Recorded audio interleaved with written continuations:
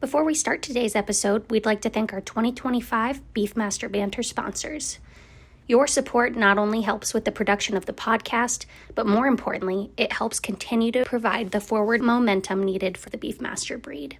We'd like to thank Jones Beefmasters. Secondly, SEBA, the Southeastern Beefmaster Breeders Association. Valor Cattle Company, Rock and R&B Beefmasters, Beef, the Beefmaster Educational Endowment Foundation, JCS Farms Beefmasters, Emmons Ranch, Lissy Beefmasters, C&M Ranches, G&M Cattle Co., and Sea Shepherd Beefmasters. Thank you all for your support. Now let's get into this month's episode.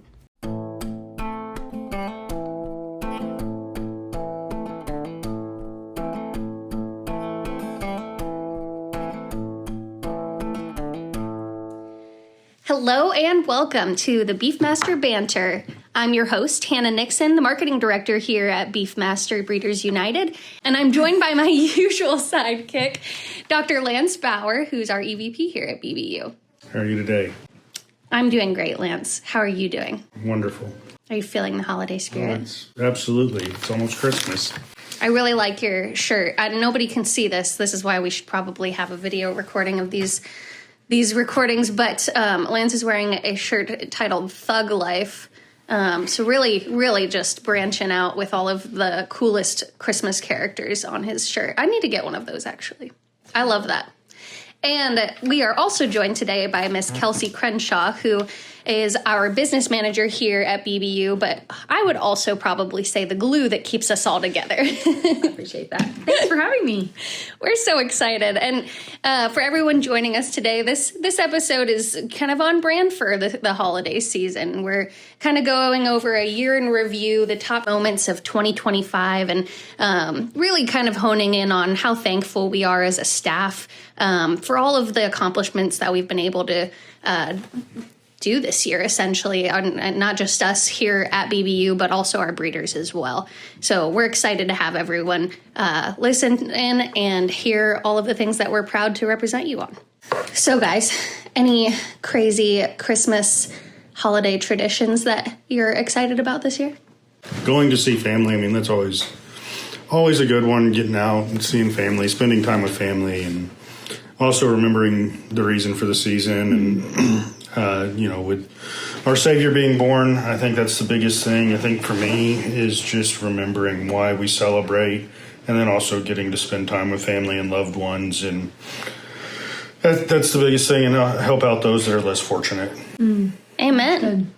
So what you're telling me, Lance, is you're not a big elf on the shelf girl. No. I fully expect that when my daughter's old enough, somebody's name in my phone will change to Santa Claus, and I will just say that when I'm on a business trip that I've talked to Santa Claus, and I'm not going to take time to do that. Lance, this is being recorded. Someday Aubrey's going to have proof against you on this one. She'll figure it out. Yeah. What about you, Kelsey? So my family, I've got 2 young kiddos, and our church always does a really beautiful candlelight Christmas Eve service, so we do that. And we come home, and my daughter calls it our fancy dinner because we pull out the china and sparkling grape juice and cook a really fancy dinner. So we do that. And then we also, which is really fun, we always do matching Christmas pajamas, watch the Polar Express, the whole 9, hot chocolate. It's just really fun. So it's really fun. We've done that since our oldest was little. So it's the best. I love that. So this is my first Christmas to experience in Texas. So for those of you who don't know, I'm from Northwestern Ohio originally. And so every year my husband and I have traveled home to Ohio and enjoyed usually a white Christmas with my family. And we also have a Christmas Eve service with a candlelight service and everything. And so it's going to be very different this year being in Texas, but I'm very excited to celebrate with his family. I think it's going to be fun. Yeah. But Awesome. Wish we could have a white Christmas. I know. That'd be nice. I'm still praying for sno, but it's all good. Yeah. As long as it's just a little nippy out, I can handle it. I'm praying for no snow. I don't like. It means there's more that you have to do, feeding cattle, Yeah, that's true. all that. What with There's snow. with the 1/10 of an inch you might get ever in your lifetime, Lance? You didn't survive Snowpocalypse. Snowpocalypse Yes. in Texas. Yep. That was terrible. That was a thing. That was the worst driving experiences I've ever seen. People did not know what they were doing. Yeah, they didn't. Sure. So, The three of us are joining you right now after sharing a little like holiday party with the staff, which was so fun, and getting to exchange gifts and eat some candy and all of the great things. What do you guys think was the best gift that was given? I mean, John's leather gifts are always just so cool. Like, he handmade that. That's really cool. It's special. John, our international director, hand makes leather goods and just did a beautiful job with my family's cattle brand on several different leather pieces. And so I feel like I really knocked it out of the park with my Secret Santa this year. You for sure did. For sure. And of course, we don't let Lance be part of Secret Santa just because he's not been good this year. I mean, clearly a coal in the stocking type of guy. yep. Every year. Every year. You're just used to it? Yep. Coal turns to a diamond eventually. Enough pressure. Has any of the coal that you received over your lifetime turned into diamonds? No. No. That was your opportunity to say Haley is your diamond. Yeah. Yeah. Oh, yeah. You know, your girl. Now your wife also has proof on this recording that you're not taking advantage of the compliments you could. Well, on top of the holiday season and being thankful, we wanted to do kind of a recap of some of the things that have been accomplished this year within the breed. And so Kelsey's been kind enough to join us at convention. She was able to share on just some different things that we've done throughout BBU staff that have been big accomplishments for us. And so, Kelsey, what's one of those things that really stands out to you, especially with a pretty young staff, I would say, that you're, proud of us for accomplishing in the past year? Yeah, I think, I mean, we've talked about it before, but just what this staff came into was really hard. And just the work that everybody has put in to get things organized and get our processes running to be more efficient here in the office, and also just for our breeders. I know there's been a lot of change here in the office and, for our members as well. And we appreciate their patience with us. But I think overall it's making things just run so much better for everybody. And so I think that's reflected in how profitable we've been this year. No doubt. How, we've seen an increase in several areas of our association as far as how involved the members are in participating in things. So, I mean, yeah, just a huge credit to this whole staff, and even the new, we've had you join us, and our student workers and interns. I mean, everybody has just really put in a lot of hard work over the last year and a half to make this what it is today. So absolutely. What was, I was shocked at like the increase in registrations that we reported on. What was that? Yeah, so the registrations year to date were up about 400 registrations from last year. We're up about 700 WHR enrollments, which is huge. I know we're always trying to push whole herd reporting. And then we had about 1,200 plus more transfers in 2025 so far than last year, which I think is great. We're selling our cattle. And then the big number here, which again is no shock because it really is driving the breed, but we had 4,100 plus more DNA typing transactions in 2025 so far than last year. So Sierra and her intern have been extremely busy, and it's just really been a driving force, I think, in the association. But also kudos to the membership, right? I mean, absolutely. Like I know hearing across different breeds how difficult it is to get members to submit whole herd reporting and things like that. And so I feel like that's a huge pat on the back to our membership as far as that goes. The interest in wanting to be involved and see breed progress, and so I think that's huge. Wouldn't you say, Lance? To me, all this goes back to the membership, and what y'all and everybody out there as a member has done is get more involved and really want to push the product that we are trying to push and promote in the Beefmaster breed. I mean, we got a lot of really neat things happening that'll help expand the breed, but I think we're seeing some organic expansion and some people taking some more interest. And it's really, really great to see, and I really enjoy the conversations that we get to have and the interest that the breeders have in the breed and doing more. That's been really, really great to see. I know Kelsey hit on transfers being up, and that's what really excites me is that those transfers are up so much. I think that means that we're getting more people that want to be more active in everything that we do, and transfer those cattle and have more members. I think our membership will organically grow as well in the near future. I'd say so. I think, coming in as a new person to the Beefmaster breed, I keep hearing everybody say, this is an exciting time to be in the Beefmaster breed, right? Which is so interesting to me because, I'm seeing all of this as like, I can't imagine it being any different, especially as I, going to all of our bigger events like convention, like Junior Nationals.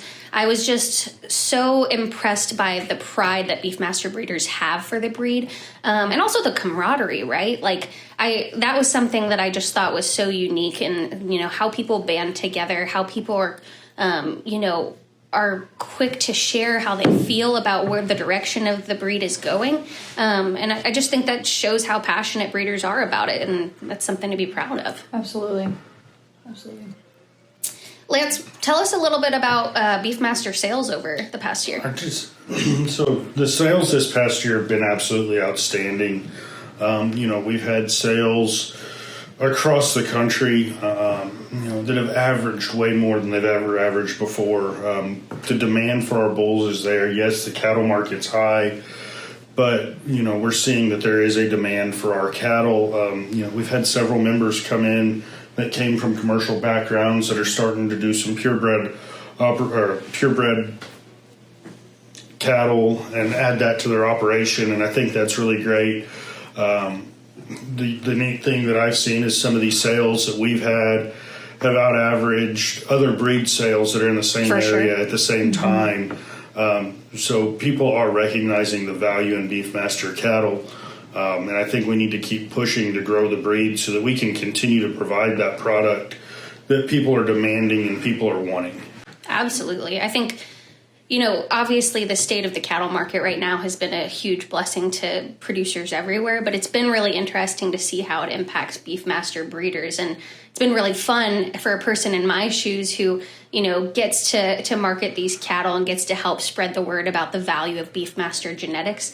And I think that's shown, right? Like if we watch, for example, how our social platforms have performed. I mean, we've been able to increase views on Facebook by 71.6%. And I think, not only is like the type of content that we put out and the quality of content that we put out impacting that, but I think also just how passionate people are about the breed and the fact that there's truly an interest and a want to learn more about Beefmaster cattle. Yeah, how was the, you're talking about you and the marketing and the media coverage. That's really anybody that's noticed our social media and everything in the last just 6 months, 7 months that you've been here. It's really amped up and been different. Tell us about that. And you and Kendall have put in a lot of work. Yeah, so for those of y'all that listened to our last episode, we got to talk to our interns that joined us for the past 5 months and unfortunately just finished up their internships. So we've got some big shoes to fill as far as that goes. But Kendall, who's specifically my media intern, worked closely with me on coverage of our major events, but also trying to do a great job of finding consistent branding for the Beefmaster breed and simultaneously putting out, positive and true information about what the breed has to offer, right? And so, we're excited because we saw almost a 53% increase in followers over our social media channels, which, is just really huge. But it was also really interesting to see that both over, the Junior Nationals time period and seeing how interactive folks were with, all of the content that we were putting out on those junior channels. And then it was also shared at convention on our adult channels, right? So I just think that's really neat that usually you see just youth being so active in social media, and not that marketing is only exclusive to social media, but it was really neat to see that same support shine through on the adult side as well. And I think it just shows a lot of potential for where we have to go. And I have a lot of big goals for 2026 that I think are going to match that and hopefully outperform it too. Yeah, awesome. I think we were talking about this earlier with Kendall before she left, but y'all's videos at Junior Nationals were like everybody's favorites. They were so fun. I don't think that's something that has ever been done that I've seen on either social media platforms for BB or JBBA, and they were just so fun. And getting to see the juniors involved, y'all brought them into that, and like even some of their parents, that was just, it was so cool. Not getting the chance to be there, kind of feeling like I was part of it watching those videos. That's what we love to hear. I mean, it was so fun to capture all of that and put it together, but it's like I was telling Kendall, like you can't, create that. Like that's something that's in front of you and you just get to capture. And so like I was saying earlier, like the community that came together at Junior Nationals and just work together to put on such an excellent event. And of course, Kylie putting on such an excellent event. Mm-hmm. We were just basically facilitating people seeing it from outside. And so that made our jobs easy and of course, very fun, especially when you're getting to work with awesome youth like the Beefmaster kids. Yeah. I was going to say that event as well as our convention, those two events this year were absolutely great. Mm-hmm. Nothing but good comments have come from those. And it was really great to see, a lot of people doubted going down to the Valley to have Junior Nationals. And since my time here in 2016, this has probably been one of the most fun, most interactive Junior Nationals where the kids, or the youth had a really great time. And everybody was interacting, everybody was together. It just felt great. And then the same thing with San Antonio at the Menger Hotel. I think convention was great. Everybody came together. It was really a neat venue too, at the historic Menger Hotel, and then putting on the strategy put on the sale for us in front of the Alamo, and that was outstanding as well. So we've had some really great events this year, and it's been a really fun ride. Mm-hmm. No doubt. Yeah, especially like going to Junior Nationals. And for those of you that don't know, I have my first little one on the way, and having been to a lot of different Junior Nationals before, it was very unique experiencing Beefmaster Junior Nationals as it compares to ones that I've been to in the past. I mean, as somebody who's bringing kids in this world and who definitely plans to have their kids involved in the livestock show industry, it definitely made me interested in bringing Beefmasters into our family operation as far as that goes, because I want my kids to be exposed to a community like that. Yeah, I think the breeders in general, but also just those down there in South Texas and the Valley area, people really showed up this year for the juniors in person. And also, we had a little bit over $130,000 in sponsorships for that Junior Nationals, which is huge. I don't know if there's ever been another Junior Nationals with that much support financially. And so just kudos to all those that supported, but those, South Texas breeders and those down in the Valley that were really showed up for the kids. That's awesome. For sure. Switching gears a little bit, Lance, talk to us a little bit about, research that's been ongoing and research that's in the process for next year that you are excited about for the direction of Beefmaster going forward. Yeah, I think that's one of the things that's going to help push us forward and propel us forward is utilizing research. And I can't say enough thank you to Beefmaster Educational Endowment Foundation for what they do for the breed to help promote the breed and sponsor different educational things. And one of the Beef's big goals this year and moving into the future is sponsoring these research projects that are going to take us to the next level. We sit here and we preach how maternal we are. We don't have the data to back it up, but now we're doing a research project with the University of Tennessee that's going to look at the maternal heterosis and how that affects calving, how it affects everything, and all the way down to an economic level, which is the most important thing to any breeder that we're trying to reach. So we'll have that data.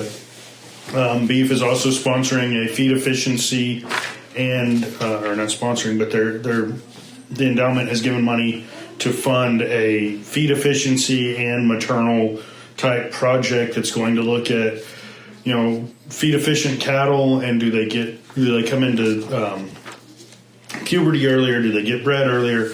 How does that feed efficiency and a feeding system relate to feed efficiency in the pasture? And then again, come back with an economic component that we can push and promote as a breed. And I think that's the biggest thing.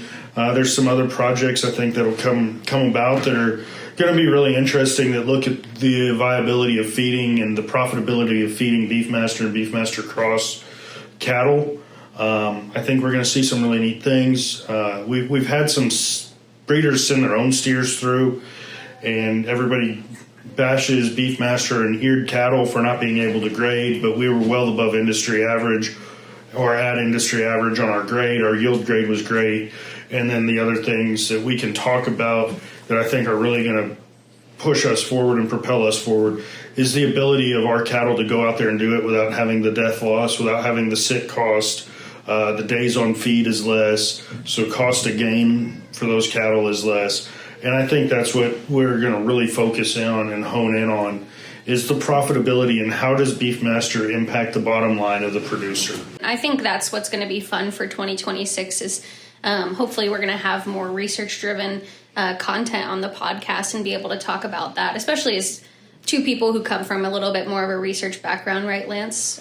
Definitely you more than me. I'm not going to say that I went and got my PhD, but I mean, I just think it's fun to be able to see the kind of forward research that's going on in the Beefmaster breed, and especially going back to the durability of the breed as it relates. It's like you said, people talk about Beefmaster and eared cattle's inability to grade, but the fact that they're sitting right along the same side as opposing breeds, but then still outperforming them when it comes to sickness and health and all of that. I think that's something that's really going to elevate as we look at cattle performing in the feedlot and throughout the United States. No, and I agree, and it's just, I think, like you said earlier, we're in a really, really exciting time with this breed. We just need to keep pushing forward. And the thing it's going to take is everyone as breeders helping to push forward in any way that you can. Jumping on, we talked about whole herd reporting. Jump on the whole herd reporting program. It cleans up the data for you, which cleans up the data for the entire breed. We can make better progress faster that way. Record weights, record calving, record everything that you can on those cattle that you can put in, because it's just going to make it better for you and everyone else across the breed. We need to just push forward, and as we do that, we're setting ourselves up in a great position. I think, some of the things that we've done with the University of Tennessee, the cow herd's at the lowest it's been in a long time, since the 50s or 60s, and eventually there's going to be a rebuild. We'll never get back to the numbers that we were at previously, but there will be a rebuild. And I think one thing that will be looked at there is sustainability, fertility, things like that, things that Beefmaster excels in. We're really going to push on those. And again, that takes us in the office, but it also takes everybody as a member pushing on that same thing and recording data so that we have that validation when we move forward. Without a doubt. So, am I hearing correctly, Lance, that for Christmas this year, you're asking for members to submit their data, right? Yes. Everybody join Whole Herd and submit all your data. That's what I'm asking for Christmas. Big dreams, but I think we can do it, especially after the kind of records that we set this year, right? For sure. Is there anything that you guys are specifically excited about going into 2026? In our big events, Junior Nationals and convention will be in Reno, Nevada. So that'll be a fun time. So Reno will be a good time. Everybody get ready for Reno at the end of October. Come out, have a good time, meet with everybody. I can't stress enough how much you can learn from other people that are in the breed, and how much people will share with you about their success, their failures even, what to avoid, what to do. So come out to Reno, meet people from across the country. It's going to be a great time. If you're a junior and you're listening, make your way to West Monroe, Louisiana in July. It's going to be a wonderful time there. Have a lot of cattle, a lot of events, educational type events for the juniors. But make your way there. It's awesome. Mm-hmm. I'm personally really excited. I mean, when I joined BBU, one of my biggest goals was to create more opportunities for Beefmasters to get their message out there to fellow Beefmaster cattlemen. And so in 2026, we have a good handful of new advertising services that we're offering through BBU. That'll be a really great way for breeders to be able to promote their brand and put it directly in front of other cattlemen who are interested in the Beefmaster breed. And so I'd encourage folks to keep an eye on our media services page on the website and take advantage of those. We're supporting the breed by, doing business through the association. But also I can promise you that the quality and content that will be put out for you and the message that you'll send will be second to none. And so we're excited to help facilitate that and truly just give back to the membership by creating those opportunities and hopefully doing a good job with that. Mm-hmm.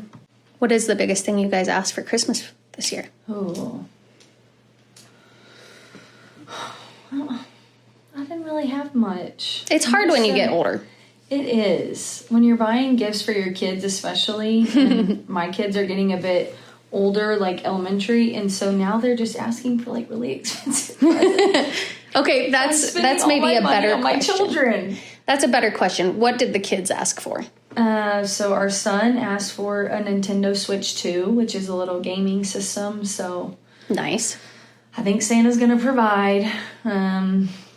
Our daughter. Now I hope that your son's not listening to this podcast. I know, right? We're giving away a lot of secrets. And then our daughter, she's just really into like makeup and all. She's still little stuff, so I think Santa's gonna come through. I love it. Yeah. Lance, what did Aubrey ask for from Santa? Paw Patrol, Frozen. I don't know what else Santa went and got her. I can tell you and Santa are really in cahoots on this one, huh? Santa knows what she wants. Yeah, because you have him in your contacts, right? Mm-hmm. Yeah. What did you ask for from Santa? Nothing. Yeah. Took Aubrey shopping for her mom, and that same day she told her mother exactly what she got for Christmas, so... For those of you that don't know, Lance shaved his long-standing mustache not long ago. I was curious if that's what you were going to ask back for Christmas, because the reviews that I heard were not positive. Aubrey asked for it back. She said, Daddy, put it back. Daddy, back on. Oh, gosh. Uh-oh. Oh, Lord. But, That's fun. yeah, a 2-year-old can't keep secrets. Definitely not. Definitely not. Oh, gosh. Well, I honestly would just ask Santa for snow. I know it's pretty unlikely in West Texas, but I'm going to miss having a white Christmas. I already don't. So our family always had real trees for Christmas. Just, we have easier access in northwestern Ohio than we do in West Texas. And the real trees are a lot less expensive in northwestern Ohio than down here. And so I like my house just reeks of pine candles because I'm trying to imitate that real tree smell. And then I just miss the snow and like the sledding and all of those things. Not that I'd get to do much, but if it gets cold enough that I can enjoy, hot chocolate and, all of the festivities, I think I'll be happy. It's the best. What's y'all's favorite Christmas movie? The Santa Claus. Interesting. The OG. With Tim Allen? Oh, yes. Oh, yeah. That is the best one. The first one? The first one. I was going to say, I think the first one's the best for sure. It is the best. It's just classic Christmas. What about you, Lance? I don't know. I He's looking like on his shirt. Grinch. I like Home Alone. Christmas Vacation. Christmas Vacation is Christmas like on Vacation is a great one. replay. It's a tough one to beat. Yeah. But Aubrey has fallen in love with the Grinch, so that one's on repeat constantly. Does she like... Oh, sorry. I was going to ask the same The real thing. one or the animated?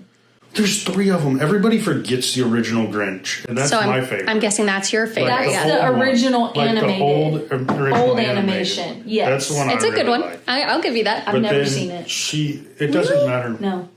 It doesn't matter. Either one. She loves it all. Grinch. But she really likes Max, the dog. Yeah. I personally really love A Christmas Story, like the You'll Shoot Your Eye Out one. Like, I don't know why, it just cracks me up.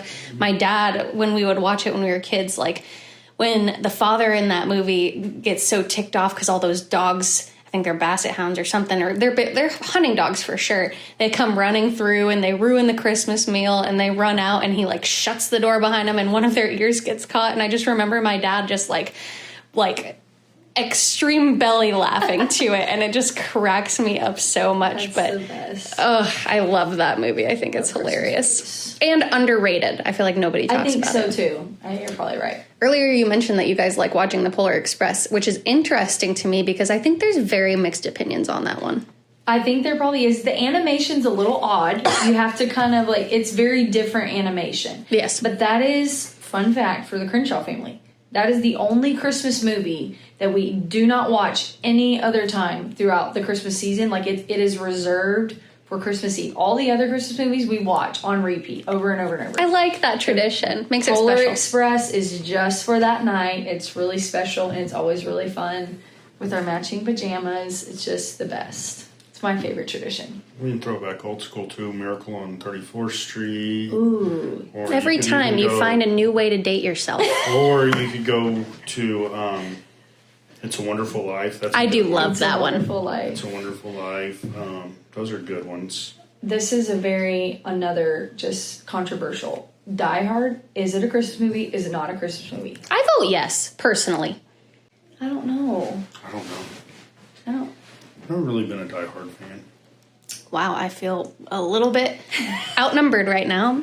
This is going to make me sound kind of silly, but I watched Die Hard for the first time this year. Really? Yeah, and I can unbiasedly say that I think it's a Christmas movie. You're not alone. You're not alone. Bruce Willis does it right. Yeah, he's good. He's a good one. We're also about to celebrate a new year, 2026. What was your favorite 2025 memory, whether that be BBU related or personal? What was your favorite thing of 25? It's a tough one. Can you? For me one? personally, it's finding out that I'm having a little baby girl. For sure. And so that'll probably be the best part of 2026 for me. Yes. And as it relates to BBU, I mean, it's hard to beat junior nationals and just getting to see all of the kids and the families work together. And personally, for someone who didn't grow up in the Beefmaster breed, it was really neat to see the quality of the cattle that everybody strung. Mm-hmm. I mean, that was really impressive to me and made me that much more excited and proud to be part of the breed. For sure. That's awesome. Lance? I think the best part of 25 for me is probably, just getting to watch Aubrey grow and see everything that she gets into, watching her and her love for cattle. And it's just absolutely, really one of the most fun things is watching her grow and love to be around cattle and everything like that. BBU-wise, I think it's just been really great to hear the staff or be around the staff as they've gotten more in tune with everything that's going on and working towards making this office the best it can be and extremely efficient. I think that's the best. Yeah. Aubrey's ready for us to be done. Yes. I think mine personally was my husband graduated from banking school this summer, and we got to take a family trip and go to Colorado. It was a lot of fun and watch him graduate. It was a big success for him professionally. Really proud of him. And then I think for BBU was probably at convention. I think a lot of you know, if you don't, we're going to tell you now that Donna did retire on November 1st. But at convention, we got to honor her. She got some really neat gifts and things, and she gave a little speech. And just what a tribute to her, like being here. Was it 31 years? 34 or 31? 31. I think it was 31. Yeah, 31. I mean, that's just incredible. It's unreal. I mean, you don't hear of that these days. No, you don't. So I think that was just really cool to get to honor her in the way that we did. And so that was really neat to be a part of. And yeah, so again, if you didn't know, Donna's no longer here. She's enjoying retirement. As she should. As she should. But yes, the staff, even though we said goodbye to Donna, we're still, chugging along and ready to serve you guys with the best customer service. So I think it was neat too to see as a staff member, as Donna was leaving, just the amount of thanks she received from all of the membership, especially at convention. I mean, I don't think it takes a rocket scientist to know that sometimes association work goes unthanked, and it can be a little grueling from time to time. And I just thought it was so neat that people really showed Donna how much they appreciated her. It certainly made me respect her that much more as someone who hasn't known her as long, just, seeing how big of an impact she had on members' lives. And so I thought that was pretty special. Very cool. Yeah, that was my favorite part. Well, guys, we're rounding out year 2025, and I think we've all kind of come to terms with the fact that it was a pretty good one, but I can promise the membership that all of us staff are excited to bring 2026 in and go even that much better. So we're thankful to the membership for making 2025 as fantastic as it was, and for making our job as staff easier just by being y'all. And so we're thankful to you, and we hope you all have the merriest of Christmases and a very happy New Year. Yeah. And we'll see you in 2026. Thank y'all, and thank everybody for everything that y'all have done as breeders. And let's continue to remember the third word in our name is united, and work together united to move forward. Everybody have a Merry Christmas and a Happy New Year. It's been great working for you. Yeah. Merry Christmas. And finally, thank you to the listeners who joined us today. We hope you enjoyed what you heard, and we're so excited to continue to bring you great content from the Beefmaster breed. Please know that we're on Apple Podcasts, Spotify, and YouTube. Just search Beefmaster Banter. Please like, share, comment, and subscribe. We can't wait to hear from you, and we'll see you on the next episode. Thanks.